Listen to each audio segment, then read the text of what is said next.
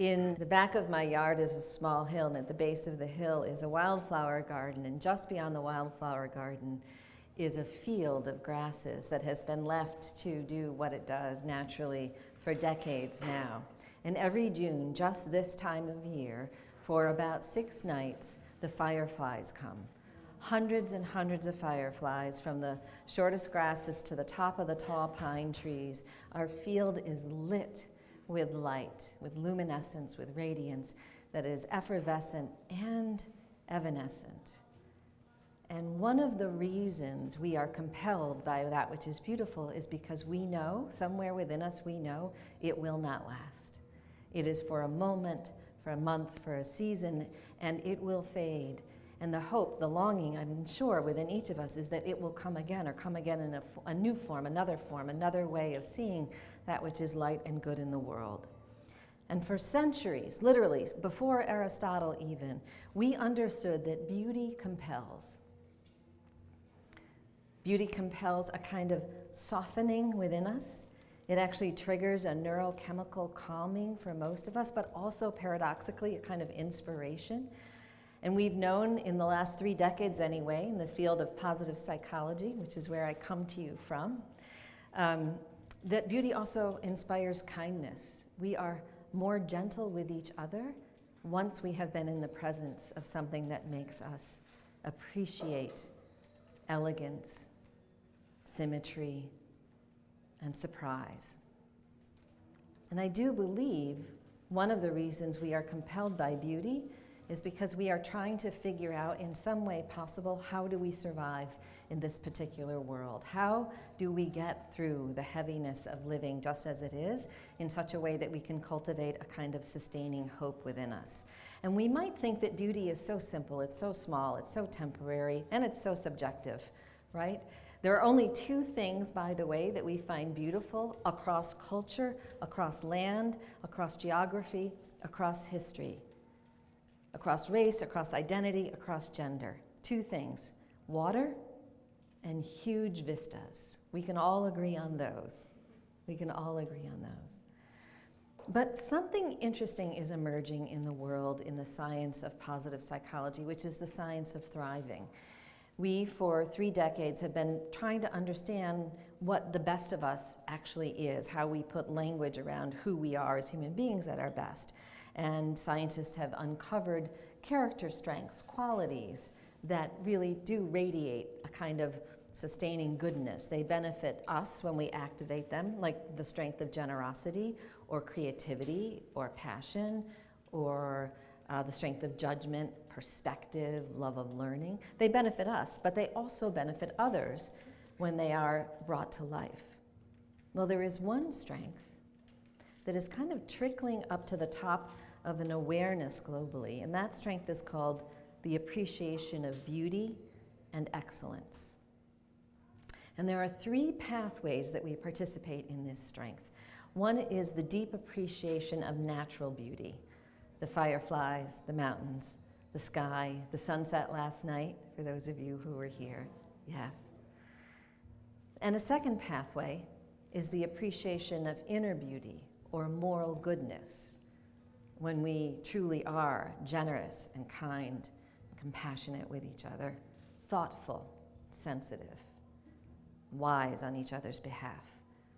And the third pathway is the pathway of excellence. When I got here, I was a little bit early, and up on the upper field there is a section where people are practicing, I'm sorry, I don't do yoga, practicing handstand things on each other. Like there's somebody on the bottom and somebody's trying to handstand on top of their shoulders, and it's kind of cool, but it's hard. It's very, very, very hard because the balance of the person underneath has to be exactly right for the balance of the body coming on top to be held, right? And it looked like they were able to do it here or there for a moment, for a breath, and then the 4th time, the 5th time, the 6th time, suddenly somebody was up for more than a breath. There is excellence in every domain in our worlds. And what we know is that those of us who activate any one of these pathways, a real savoring of beauty, a savoring of goodness, or a savoring of excellence, we know the following benefits accrue. We are calmed and inspired. We are often in a place of feeling connected to something larger than ourselves. This is where awe and wonder come alive. We actually are inspired to be better human beings. When I witness excellence in yoga, although I don't do yoga, it inspires me to be better at the things I do, at pickleball and hiking, because suddenly I have an awareness that there is a possibility of moving the body in ways that are absolutely pristine and just right for the moment. When we notice goodness in each other, it also provides us a mental map of who we might be, a possibility. You know, if Malala Yousafzai can advocate for girls' education around the world, perhaps I could advocate for something beneficent as well, right?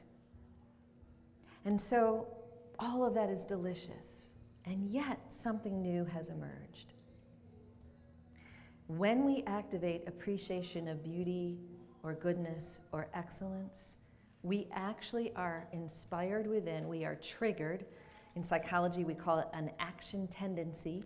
There is an action tendency that is lit to actually protect the world. We are more likely to try to do something on behalf of a tree or a bird or a firefly or a polar bear or the people next door. So if we would want a world in which the next generation experiences a greater kind of global goodness and ease and safety and security, and a sense that things are moving in the right direction, then there's an invitation here for any one of us to activate this strength consciously and inspire, not only in ourselves but in others, a protection of the world. So very quickly, I would just invite you to turn to one person next to you and share one thing you find beautiful in the world these days. The Pulitzer Prize-winning author Annie Dillard once wrote, "Beauty is everywhere. At least we could show up to be present to it. At least we could show up to be present to it." And excellence is everywhere, every domain: math, modeling, software programming, yoga, qigong, art, music, literature, dance. Excellence is everywhere.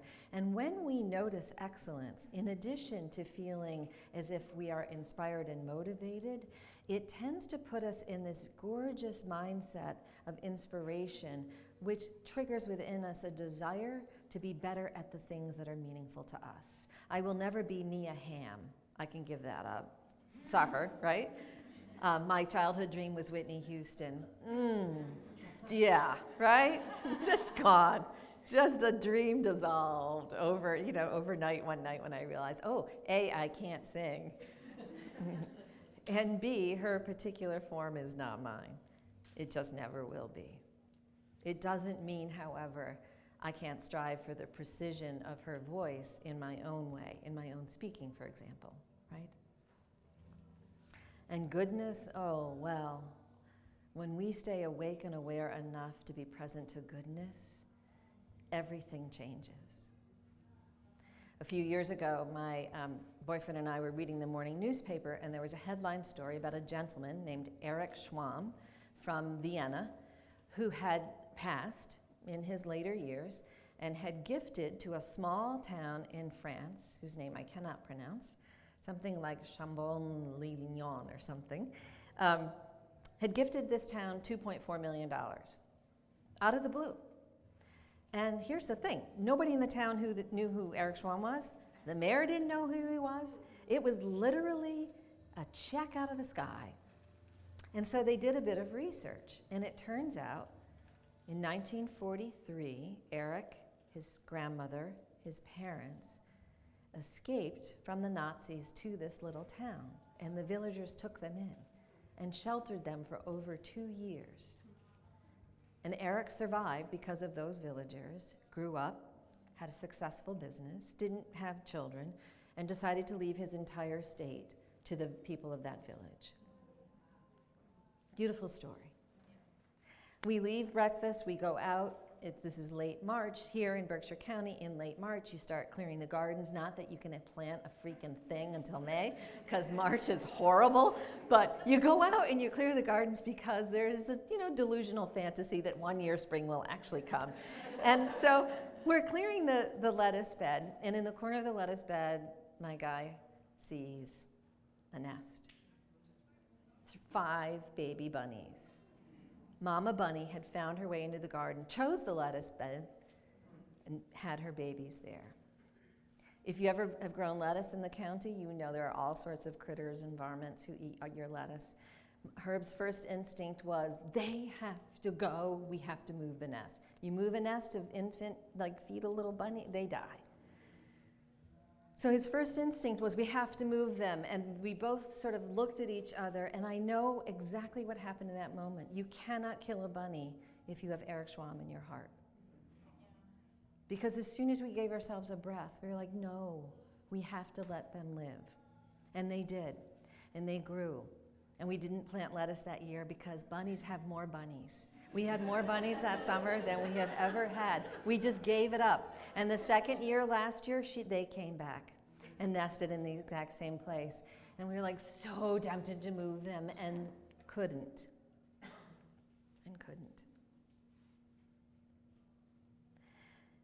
There are so many daunting questions about how we protect our world, our planet. And yet there is something every single one of us could do, which is to participate more actively in the elevation of this strength. So a few suggestions for you, if I may. I'm a big believer in practices that are super simple and easy and kind of fun.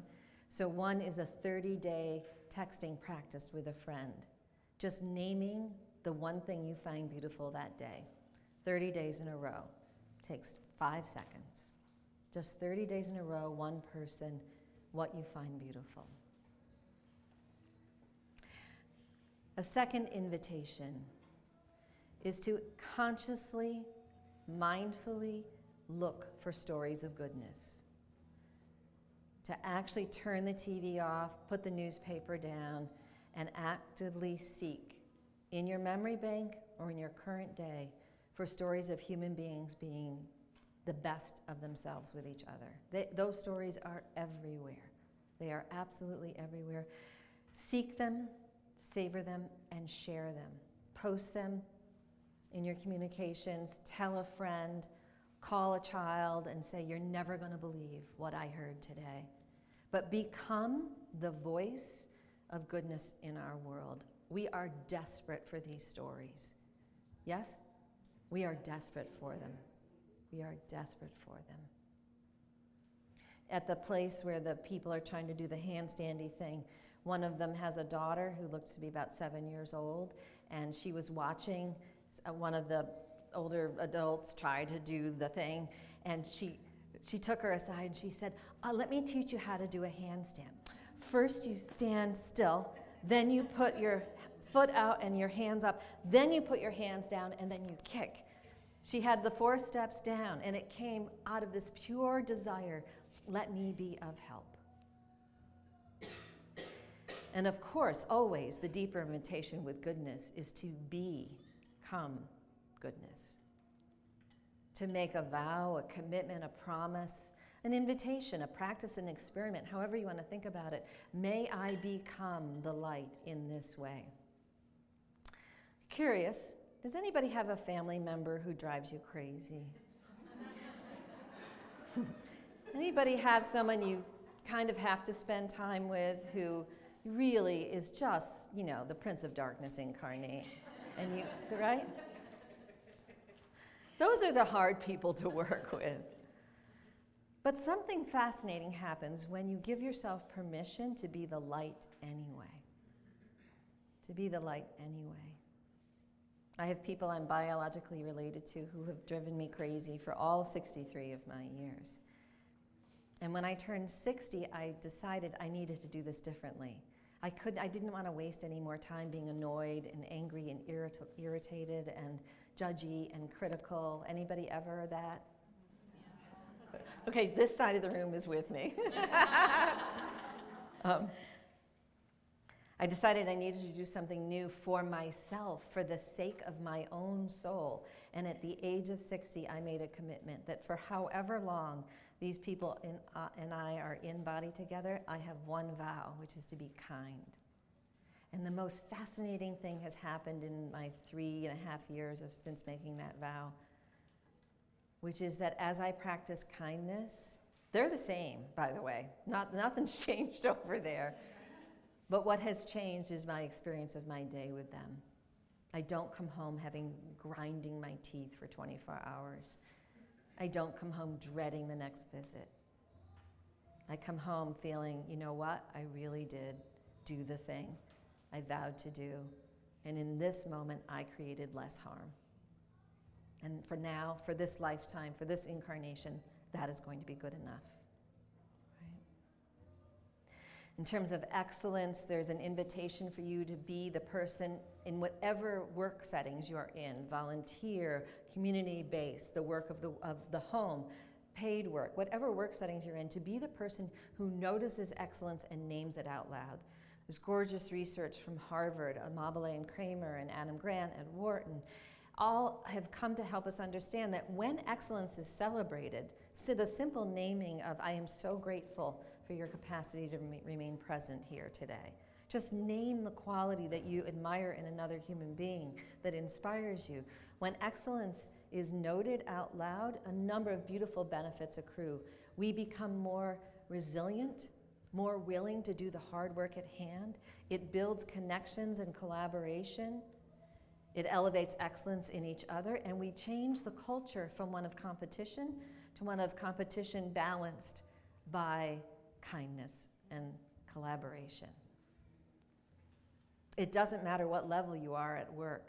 If you are the voice of naming goodness and excellence in that organization, that team, that system, that family, you change the conversation. You change the conversation.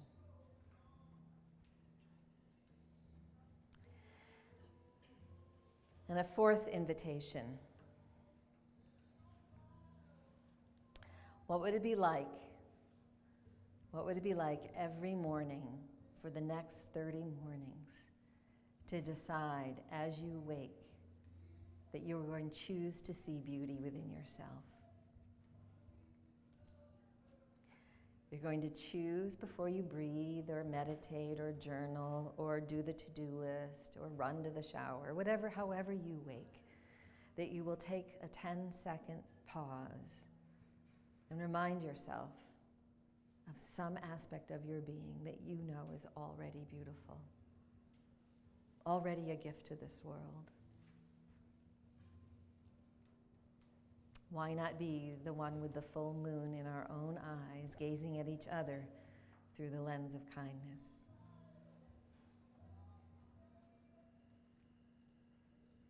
So I've done this practice now, because I try not to teach things I haven't actually practiced.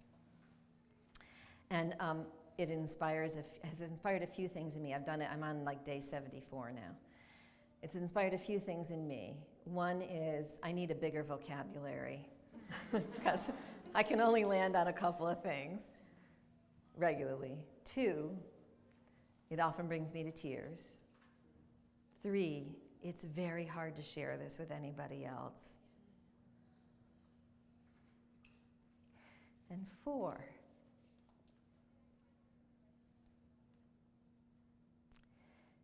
when we look at ourselves with a soft gaze, we are telling ourselves that we matter, that we are significant just as we are.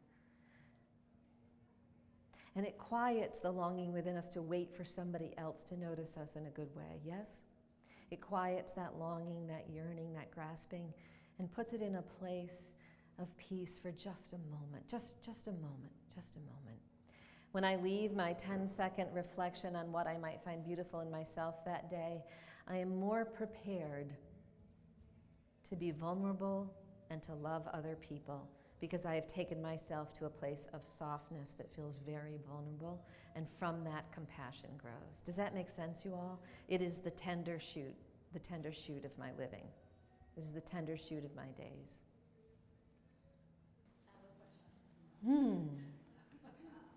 I'll repeat the question. I just wanted to understand how you keep yourself going, like the momentum of like these 4 or 5 things that you've suggested, limitations, but to keep yourself on the path towards positivity and to keep yourself motivated to keep looking forward.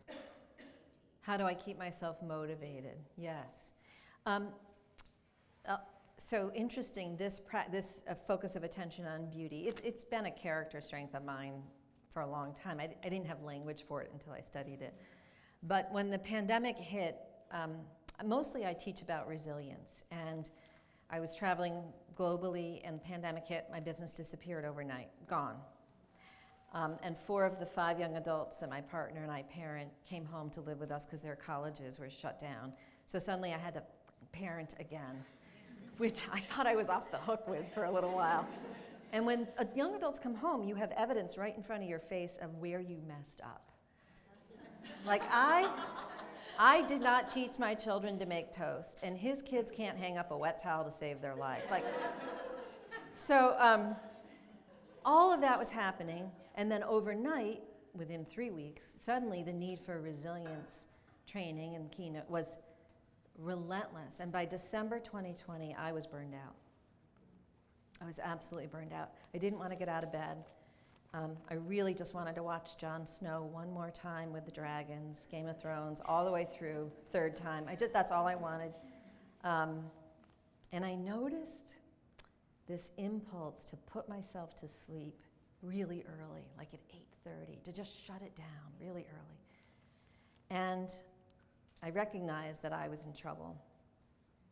And all of the positive psychology practices, I have a huge repertoire. All of them felt too hard.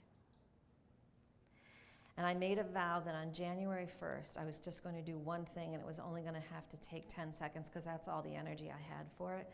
And I live in one of the most beautiful places in the world, and I decided if nothing else, I was going to put myself in the presence of beauty. So this concentrated focus of attention really came out of a dark moment.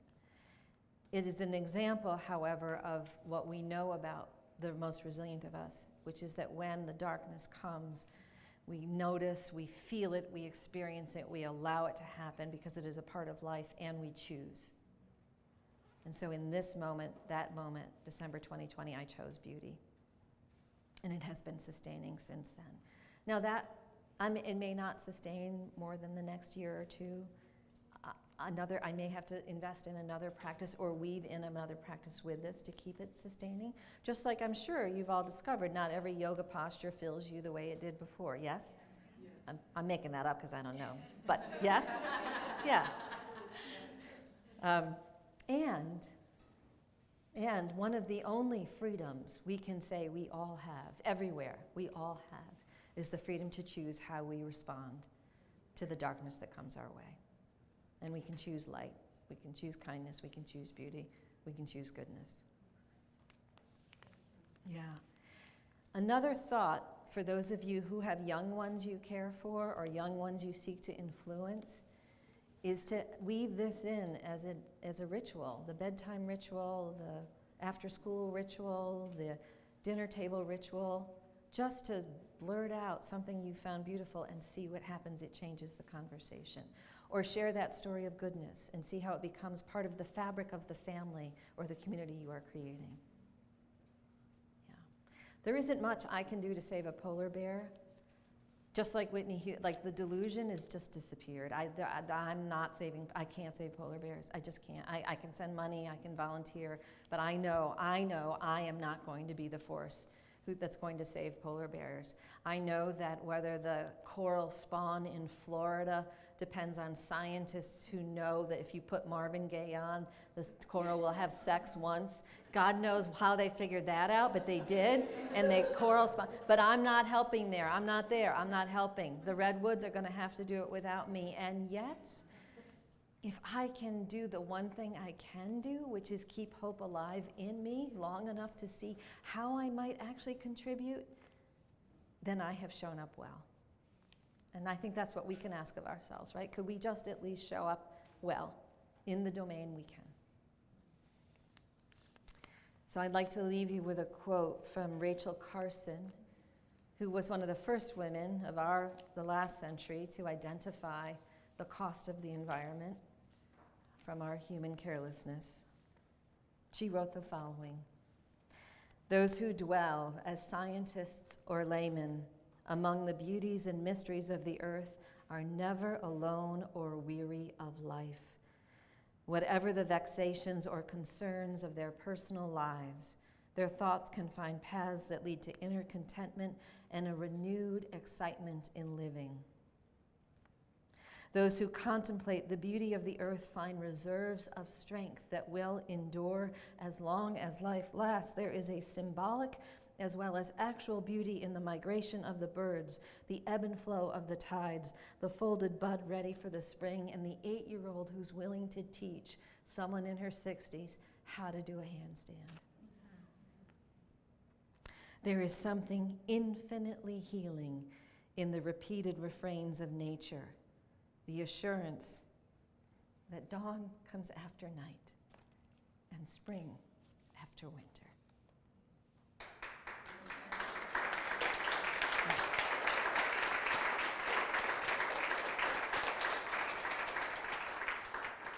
I'm happy to stay for a few moments and answer any questions. You can find me online or at Kripalu. I'm graced to be invited to teach there a few times a year. May beauty find its way to you. May you come to know beauty within you. May the silence around you fill you with the possibility of yet one more burst of goodness and excellence and kindness. And may you be, if nothing else, kind to yourselves this time. Blessings and thank you.